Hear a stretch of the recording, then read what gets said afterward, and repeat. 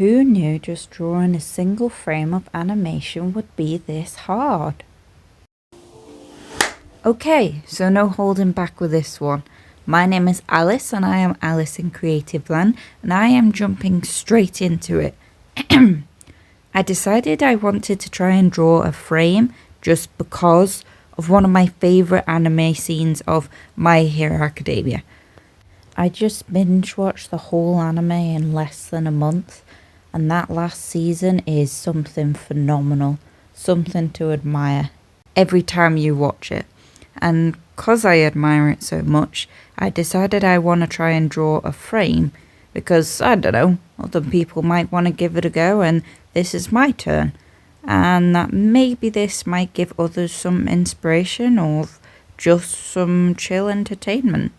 Originally I wanted to draw it like this, but after rewatching the scene I think I'm going to draw it like this, as by drawing it on its side it'll be able to fit more into the frame itself, so that's what I want to try and go for. Okay, so to start with, this particular frame, I'm going to be sensible in using a ruler to draw the split screen divide line. Just like so. Now I'm going to do a partial tutorial, or at least explain how I go about drawing. So first, if you could see that there, it says 2H, which means that this is a lighter pencil to draw with. Quick drawing tip, if you want to lightly sketch in, use a H pencil, as H's are hard and produce lighter lines because they have less graphite, whereas B's are darker. So for outlines, use low H numbers, and for shading, use B pencils. For starting off, I pick a starting point which I think will give me the best place to transfer the image I have as a reference to my A4 paper. So to figure out the position of all the features, I first start with the collar along the split line, and lightly sketching in the little shoulder thing. At some point I also end up creating a border on the bottom of the paper, as I noticed that I needed to try and decide how far up I needed to draw the frame.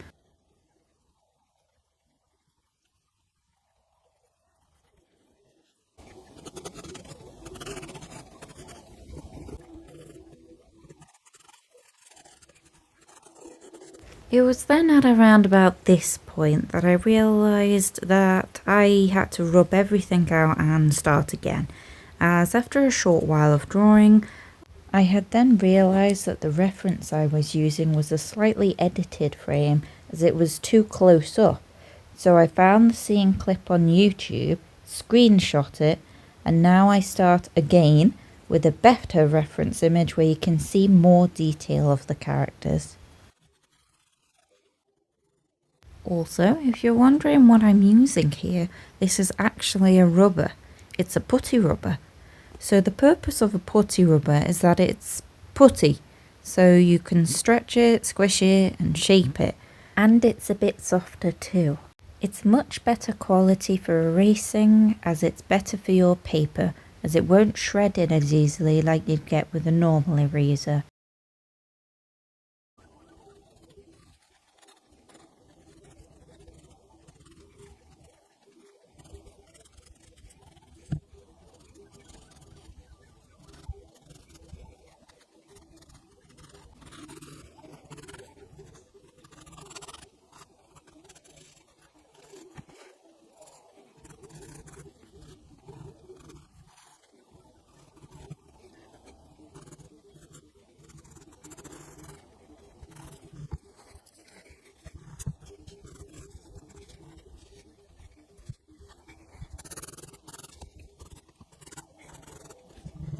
I carry on lightly sketching in, and as an important rule in drawing, it is much more sensible to sketch in first in order to get the look right to a standard that you are pleased with before going in with a bold darker outline, as when you're done it's harder to then rub out any mistakes there afterwards. So just remember to always go in lighter first.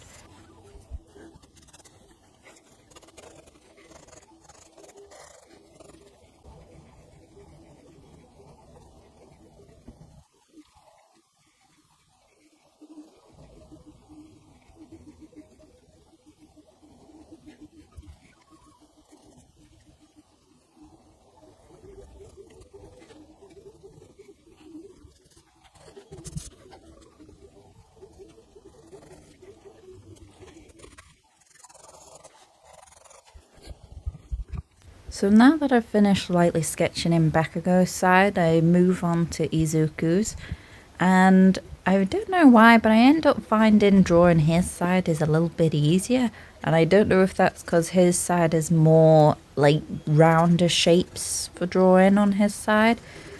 But anyway, I end up doing like I did before, lightly sketching in all of the major outlines before I then eventually move on to going into the more excruciating detail and blackening of the outlines.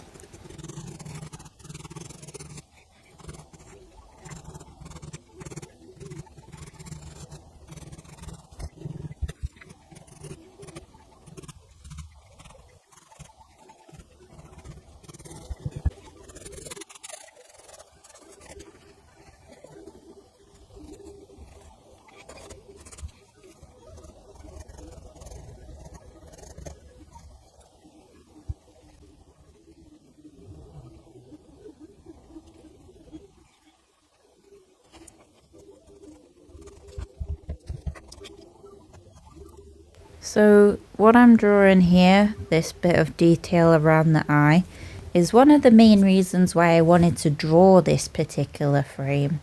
The look between the pair of them, just for those few seconds of animation, just before the next scene unfolds, is just amazing. It's just so good to watch.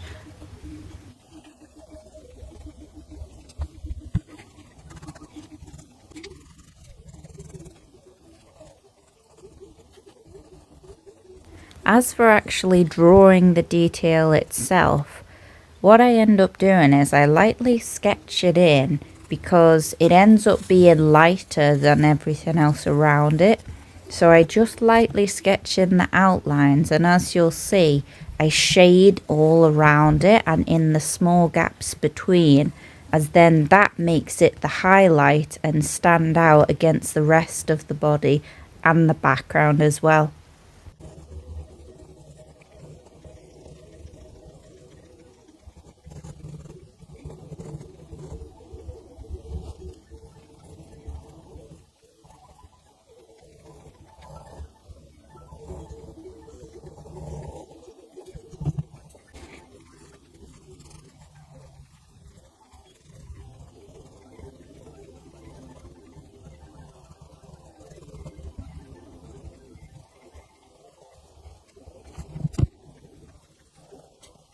I end up being quite impressed with how I end up drawing Midoriya's mouth, because I think I was gonna have a bit of struggling to draw these characters, and I was hoping I could do them well.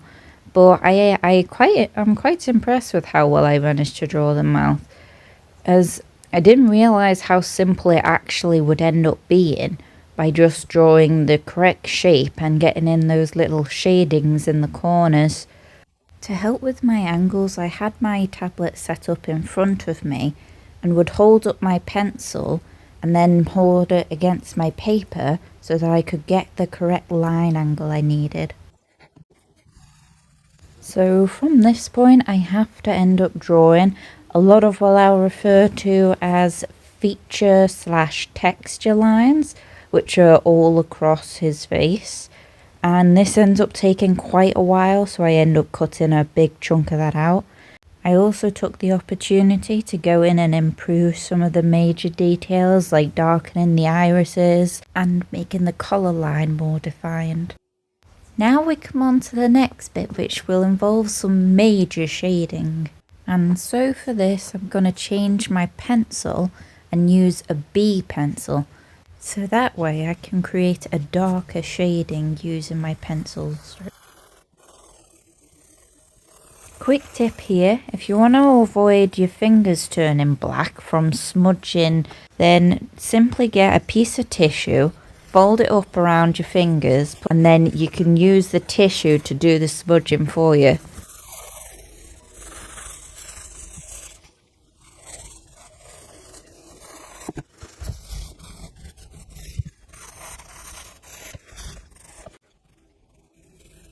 So from here, I just kind of go around following all the dark shaded areas on Midoriya's face.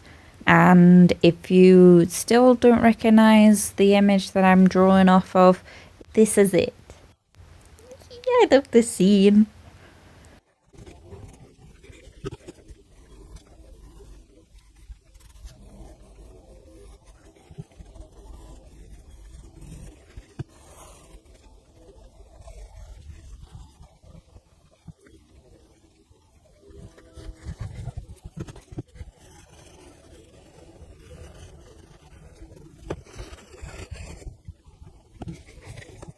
So as for shading the colour, what I would end up doing is I would sharpen my pencil to a fine point, go over all the main detailed lines, make them darker, and then I would rough shade without smudging it because it was material, so that way it'd contrast against the more smoother shade of Midoriya's skin.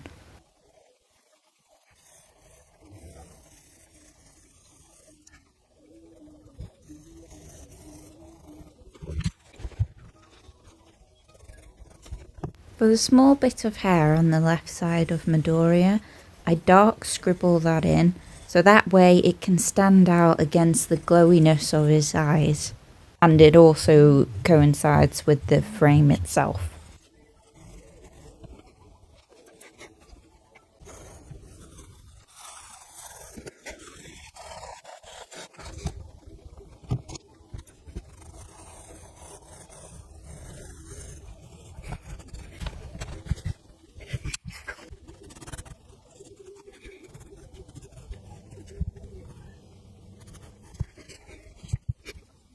Okay, so returning to Bakugo's side, because I had finished the majority of Midoriya's side and I'd also missed out a couple parts beforehand for Bakugo, but there was a reason behind that.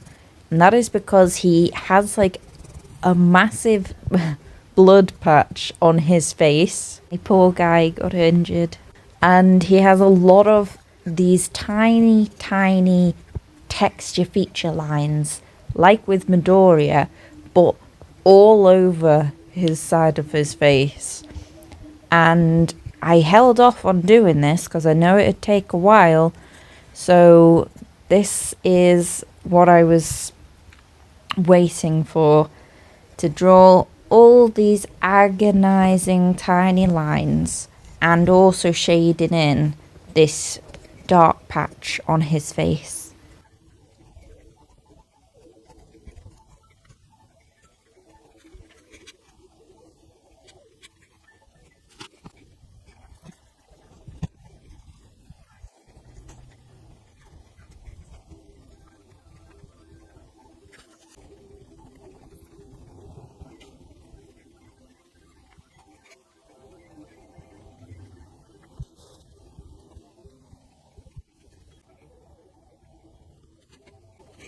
Okay, so quick side note here.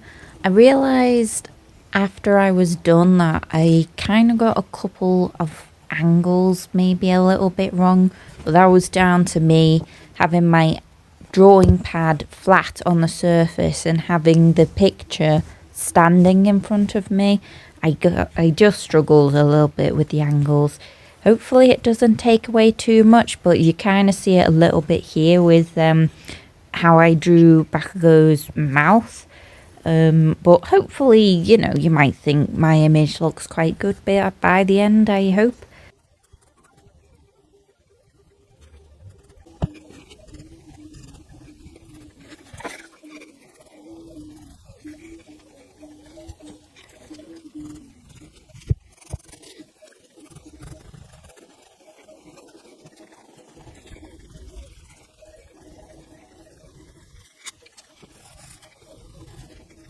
As and when I get happy with the shape of something, or I'm pleased enough with how something looks, I'll then use the pointed edge of my pencil to then carefully pencil in the outline that I need in bold, so that way it can stand out for when I do get onto the shading.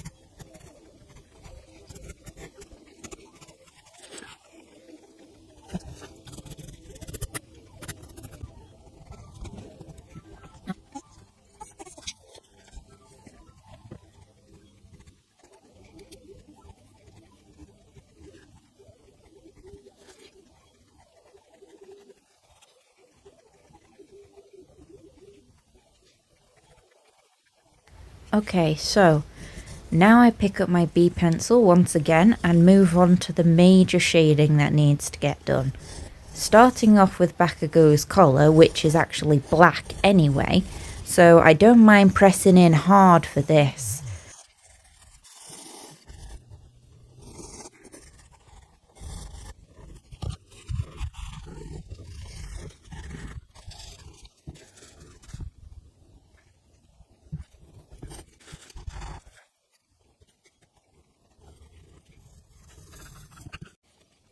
Carrying on by using the very point of my pencil, I dark line round the mouth corners to make them more defined and stand out.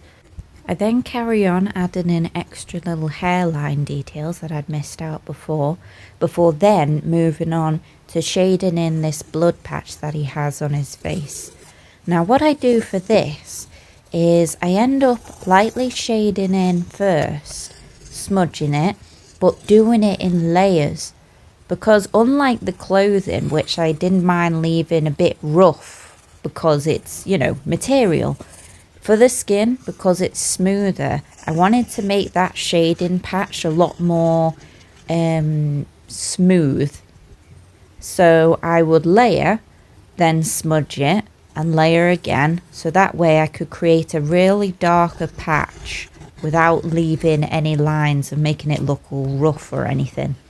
Also, I just remembered to add on for that, so if I smudged over the edges, it wasn't too bad because I could use my rubber just to erase around those edges to keep them nice and neat.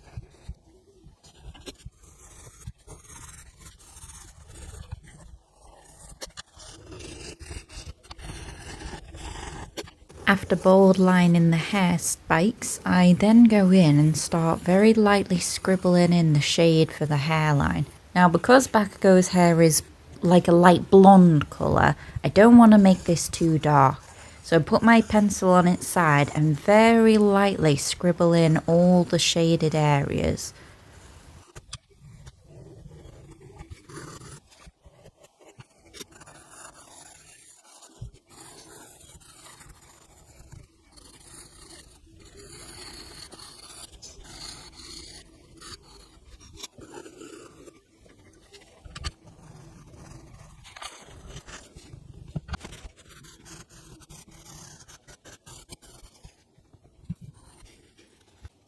So after taking a short break, I've sharpened my pencil and defined all the hairlines and all the little marking lines across his face. So that way they stand out for the next part. So I pull out a 4H pencil from my set, which is a lighter pencil.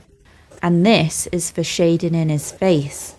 Because his face is a lot lighter, and also I will need to smudge it in to make it smoother, I marked all the lines so that they won't get smudged. And I'm using this pencil so that it's lighter for his skin tone to shade in.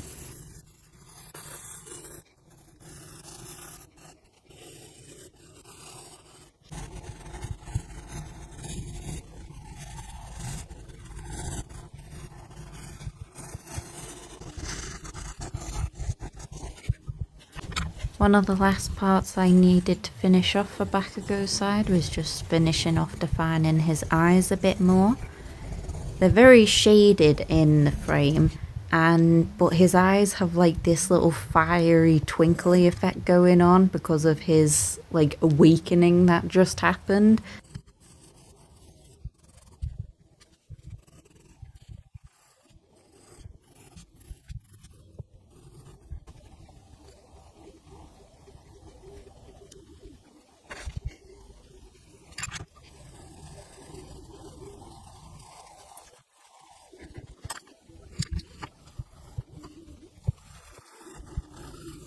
Okay, so a part of this sketch that I wanted to do but didn't end up doing, which I'm a little bit sad about, is I wanted to try doing a glow type drawing. I've seen them before where people just do black and whites and then add a coloured glow on them. And I wanted to do that as the effect of their eyes in a part of that scene because that's the part that stands out the most. But unfortunately, I had not checked or used my pens in a while, and they were squeaky and dried out. So I had to miss that bit out, unfortunately. Now we are on the home stretch, and as you can see here, I pull out a couple of fine liners, because as I looked at the frame, I noticed some of the lines of the pair of them are more darker and defined. So I decided I'll just touch those bit up in bold and black fine liner. Also, as being an artist myself, it's very satisfying when you've drawn something out, coloured it in, and then added in the fine liner detail just to make those certain lines stand out. It just adds that nice little something to the edge of your drawing. So that's why I did it to the darkest parts of this particular sketch. And now for the final part, the background. Now the background in this is that of a rainy, cloudy sky, grey. And I thought up quite cleverly to use the piece of tissue that I'd been using to help me smudge in and avoid the staining on my fingers, to use that to create the puffy type cloud effect. Well, I say puffy, but they're just lightly smooth just in the background. So by doing that, I don't end up causing too many pencil lines. So I rub in the ink that's on the tissue paper, gently smudging it into the white background, and then using my pencil, I only lightly scribble on in the areas that need to be darkened a bit more. Still using my tissue just to smudge in a little bit, and then for the extra added detail on Midoriya's side, I take my rubber and lightly erase out a few dots on the place, and this is for the added effect he has of his like glowy eye thing that he's got going on. Okay, so I'm just skipping a bunch of stuff that I ended up doing off camera because I couldn't record any more from this. So just to let you know what I ended up doing, I ended up switching to a B6 pencil, which means that it was a darker shade, as I realised I hadn't shaded in this small bit in the top corner on Midoriya's hair. And then as I kept looking at my reference image, I noticed that I needed to do darker patches for the areas, darker shading. So now that I realised to use my darkest pencil, I went over the whole image, improving all the darkest patches and shading areas up to the final image. And never forget, always remember to sign off your drawings. And finished 5 hours later, or 5 and a bit hours later. My goodness, who knew drawing this single frame would be this hard? Well, anyway, I didn't intend for this to be this long, but that's what you get when you edit down 5 hours worth of drawing. I'm really glad if you stuck around this long. And I must say I'm quite impressed with myself. I think this drawing turned out way better than I expected.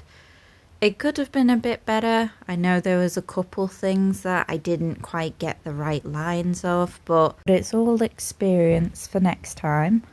Hopefully I'll be able to pick up the pace a bit and be able to actually use colours as well.